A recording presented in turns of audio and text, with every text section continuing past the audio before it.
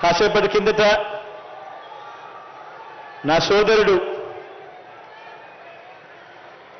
Doctor మాట్లాడుతూ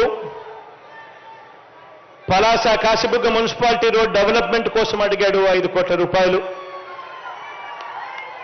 మదన గోపాల సాగరం project improvement కోసం అడిగాడు 8 కోట్ల రూపాయలు.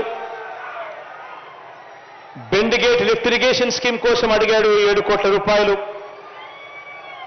అదేవిధంగా Palasa constituency Navapada Venkatapuram RNB road, approach to Mulapeta port, దీనికి సంబంధించి కూడా అడిగాడు.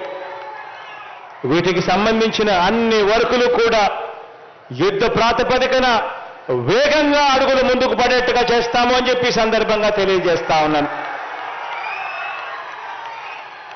మంచి జరగాలని మరొక్కసారి మీ అందరితో కూడా, మీ అందరికీ మంచి జరగాలని మనసారా కూడా కోరుకుంటూ సెలవు తీసుకుంటా ఉన్నాను.